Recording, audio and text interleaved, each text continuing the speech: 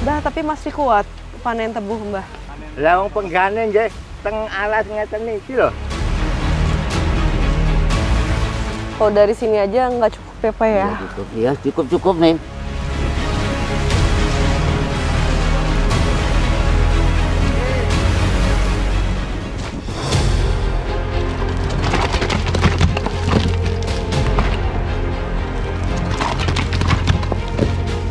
Udah nggak enak itu, tinggi besar kan, jadi kan sulit. Buat penghasilan nggak seberapa, cuma buat makan aja sama anak sekolah itu.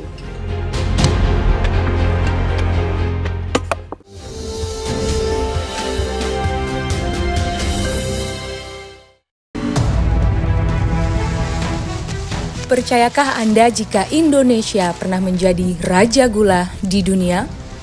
Tapi itu dulu, di zaman kolonial Belanda. Produksi gula kala itu bisa mencapai 3 juta ton per tahun. Nah, sekarang coba kita bandingkan dengan kondisi saat ini. Total produksi gula nasional pada tahun 2024 hanya 2,38 juta ton. Sementara kebutuhan gula nasional mencapai 6,8 juta ton. Sungguh ironis, karena kita malah menjadi salah satu importir gula terbesar di dunia. Walau terus defisit, pemerintah bukanlah tidak berusaha. Seperti yang terjadi di Jawa Timur. Sebagai lumbung gula nasional, Gubernur Jawa Timur berani menargetkan peningkatan produktivitas gula hingga 1,4 juta ton. Bahkan saat panen raya tebu di Banyuwangi, Wapres Gibran Rakabuming Raka merasa optimis Indonesia dapat swasembada gula dalam 2 tahun ke depan. Untuk masalah mekanisasi, pupuk, bibit, ini dari pemerintah pasti komit untuk membantu para petani. Tapi ini yang nanti menjadi permasalahan adalah ya permasalahan di internal tadi ya Pak ya, yang nanti perlu ketegasan dan dari Pak Presiden pasti backup penuh. Jadi Bapak Ibu tidak perlu risau, ini nanti pasti kita selesaikan dan targetnya kan tahun depan sudah swasembada ya Pak ya, di apa? Oke, paling lambat 2027. Masalahnya bukan soal optimis atau tidak. Pabrik yang sudah tua dan tidak adanya peremajaan tebu membuat produksi gula nasional sulit untuk ditingkatkan signifikan. Lantas bagaimana faktanya di lapangan? Merasa penasaran, saya dan tim Indonesiaku mendatangi Kabupaten Kediri, salah satu penghasil gula terbesar di Jawa Timur. Jadi saat ini saya sedang mencoba untuk panen tebu, dan ini adalah tebu yang sudah siap panen, berumur 10-12 bulan. Dan di sini juga dikenal sebagai sentra tebu, tepatnya di Kecamatan Wates, Kediri.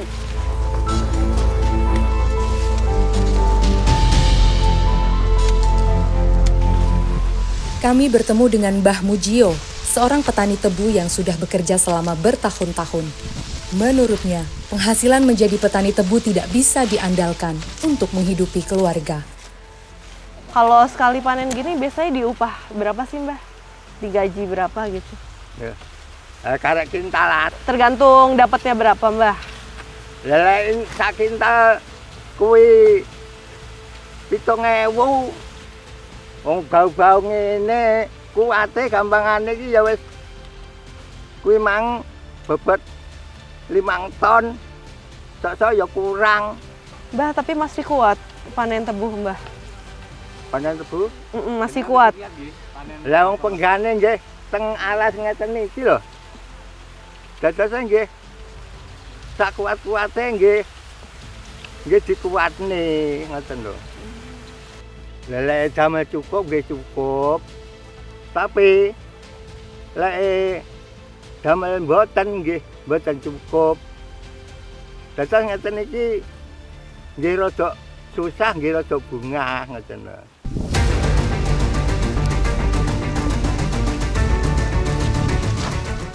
Sayangnya, meski para petani sudah bekerja keras, upah yang didapatkan sangatlah tidak setimpal.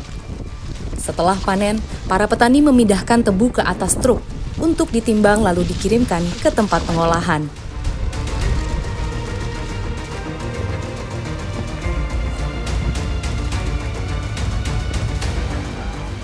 Jadi para pekerja di sini harus memindahkan tebu dari bawah ke atas truk dengan ketinggian yang cukup tinggi, setinggi 4 meter. Dan untuk di atas ini juga kondisinya juga cukup sulit ya, karena pijakannya tidak stabil, ditambah lagi dengan angin kencang. Maka sangat tidak dibayangkan apabila saat mereka turun memilih pijakan yang salah. Bisa saja mereka terjatuh di ketinggian setinggi ini.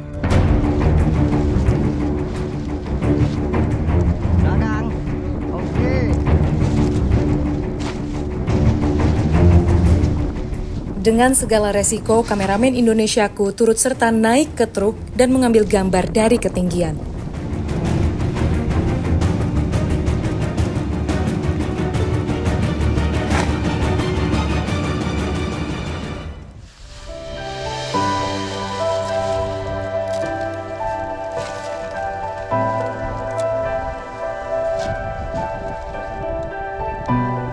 Jadi setelah memanen tebu, para pekerja di sini mencoba hasil panen mereka sendiri.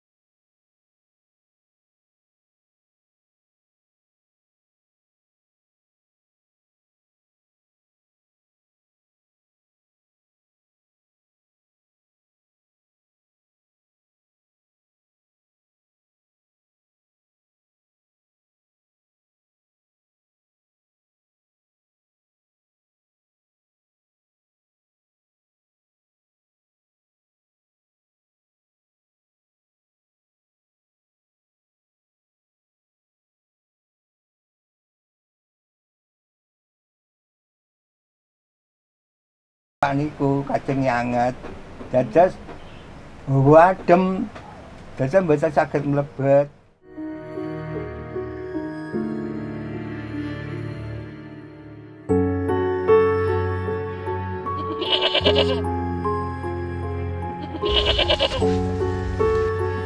Ketidakcukupan upah dari memanen tebu membuat para petani harus memiliki pekerjaan lain untuk menambah penghasilan.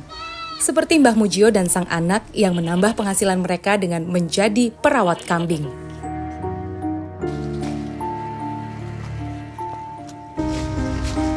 Mas Muhadi ini sehari-hari kerjanya apa, Mas? Kerja ke sawah ya, kadang mencangkul gitu. Biasanya ya juga ke sawah, itu. Kadang ya harian, kadang ya borongan gitu. Kalau ini kamu juga Mas juga berarti?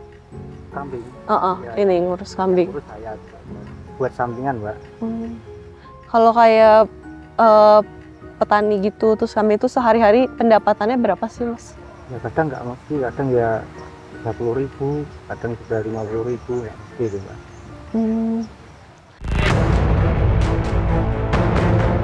Meskipun Kecamatan Wates tidak pernah kekurangan tebu, musim hujan dapat mengakibatkan kualitas tebu menurun.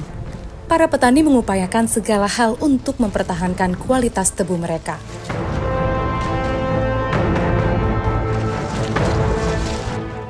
Pak Masyur, ini kalau buat perawatan tebu kesulitannya apa sih Pak, susahnya? Susahnya ini. Nyabut-nyabutinnya ya? Nyabut ini. Jadi ketongan banyak. Kalau selain itu, apalagi sih Pak harus diapain lagi untuk merawat tebu ini Pak? Jadi mari kecroh di watun terus disontop luku, dipuk. Dipuk, gulut, dirabuk lagi, dipupuk lagi, terus gulut, lentek, terakhir gantol panen ngoten niku. Kalau dari sini aja nggak cukup ya Pak ya? Iya, cukup nih. Jadi gak cukup wong kekurangannya ke atas enggak. Dia pengen sego lontong, tahu kecap ya. Lah nek becekan ya maklum lah, ngene lah. Nek becekan 5 nggon yang untuk moto Mbak ngene.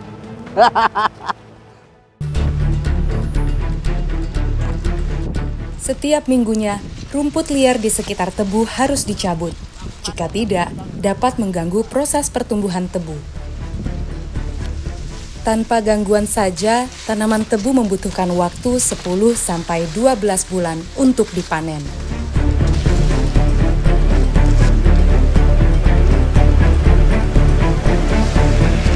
Kesulitan dalam proses panen tidak hanya dialami oleh para petani tebu.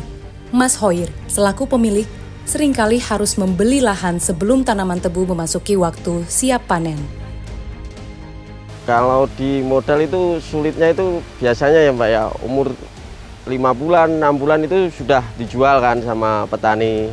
Saya beli, jadinya modalnya berhenti di situ gitu loh Mbak. Dan itu pun belum bisa gimana ya, tahu hasilnya gitu loh.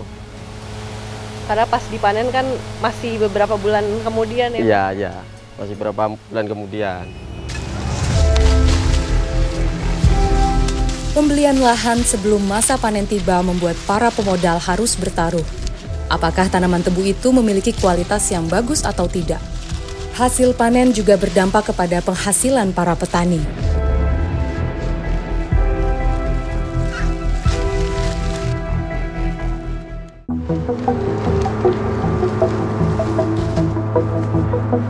Tim Indonesiaku memeriksa salah satu tempat pengolahan tebu di Kecamatan Wates, Kabupaten Kediri.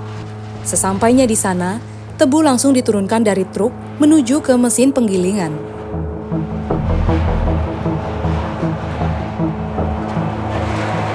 Jadi di sini adalah proses penggilingan tebu.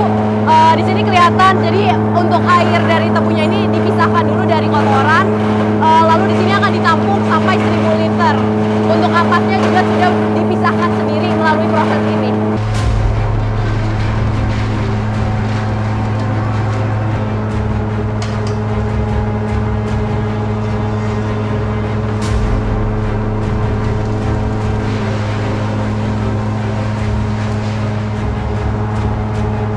Sepanjang tahun, tempat pengolahan tebu secara konsisten memproduksi gula tebu tanpa henti.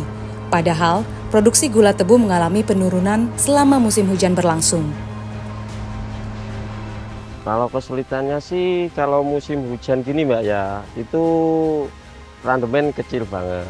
Jadinya kalau bobot tebu 10 ton misalkan ya, itu jadinya gula cuma 9, 8,5 kintal gitu aja Mbak.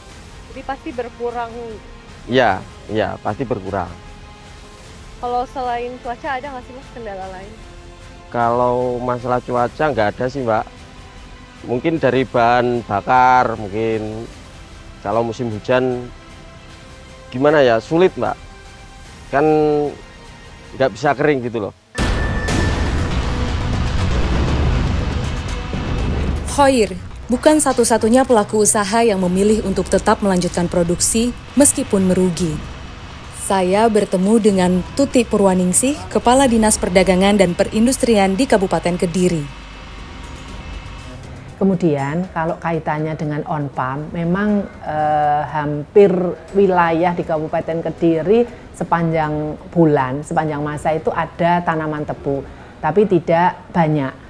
Tebang paling besar mulainya di bulan Maret. Jadi Maret sampai dengan Desember itu bulan-bulan giling rasanya gitu.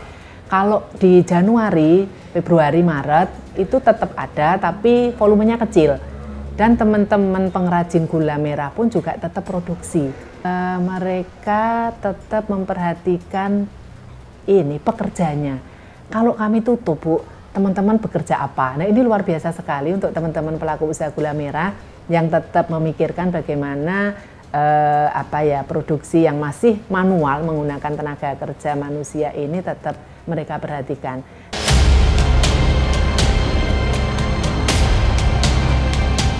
Meskipun hasil dari penggilingan tebu di musim hujan tidak berjalan dengan maksimal, pemilik usaha seperti Hoir tetap memproduksi gula tebu.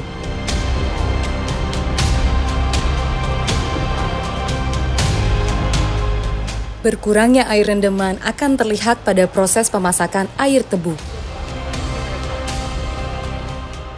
Jadi ini adalah proses pemasakan air tebu atau yang biasa disebut dengan air nira. Dan ini untuk proses ini cukup panas sekali ya, karena saat mengaduk ini uapnya langsung ke muka saya. Kurang lebih ini membutuhkan waktu selama 1 jam. Lalu nanti di sebelah sana akan kembali dimasak menjadi gula, dan itu membutuhkan waktu 1 jam lagi.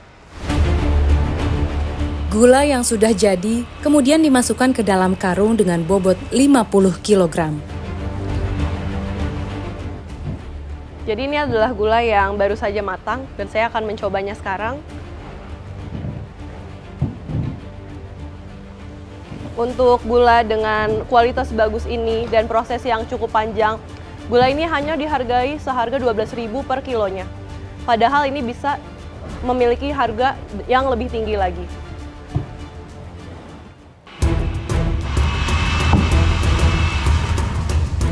Pembuatan gula tebu secara tradisional memberikan dampak positif kepada industri maupun lingkungan. Selain membuka lapangan pekerjaan kepada para petani dan buruh, kegiatan ini tidak menghasilkan limbah yang terbuang sia-sia. Jadi ini adalah ampas dari penggilingan tebu, dan untuk ampas ini tuh bisa dimanfaatkan untuk sebagai bahan dasar kertas. Namun di sini ampas ini digunakan untuk pembakaran untuk memasak air tebu.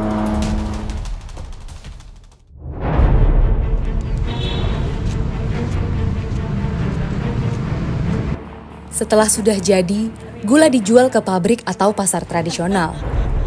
Tim Indonesiaku mendatangi salah satu pasar tradisional di Kediri untuk mengetahui minat jual dan beli gula tebu di pasar. Kalau di pasar selama ini penjualan gula gitu gimana sih, Mas? Gula tebu ini beberapa bulan terakhir ini langka, nggak ada barang. Oh, ini lagi langka. Yang kirim tuh nggak ada. Ya. Oh. Biasanya seminggu, 2 minggu sekali pasti ada yang sales kirim ke sini. Ini stoknya tinggal segini berarti ya, Mas ya? Oh. Ya mungkin maksudnya untuk turunkan harga gula lokal kan, Mbak. Iya, ya. Tapi kadang-kadang orang nggak mau juga kalau gula impor. Oh, katanya kurang manis, gitu loh. Kalau yang tahu nggak mau. Berarti pembeli di sini juga lebih condong ke gula lokal ya. Apakah kebijakan rafinasi gula dapat mengganggu putaran jual beli gula di Kediri? Ya, untuk kebijakan impor tentunya dari pemerintah pusat sudah punya hitung-hitungan. Sebetulnya kebutuhan gula di Indonesia secara nasional berapa, kemudian produksinya berapa, kemudian untuk yang gula untuk perusahaan makan minum berapa. Nah, kalau yang kami tahu untuk yang impor itu rata-rata adalah gula untuk produksi mamin. Jadi diperuntukkan untuk produk-produk makanan minuman. Pasar juga masih punya peluang. Artinya sebetulnya kalau dikatakan mengganggu secara regulasi mungkin juga mengganggu ya ada rembesan, asalkan gula rafinasi itu tidak langsung ke konsumen. Kalau langsung ke konsumen tentunya akan mempengaruhi terkait regulasi gula kristal putih nasional. Dari harga, dari produksi itu pasti akan pengaruh. Penambangan batu marmer di pinggir tebing, dan ini pekerjaan yang cukup berbahaya ya. Pemerintah itu seharusnya melihat rakyat kecil lah, membantu rakyat kecil.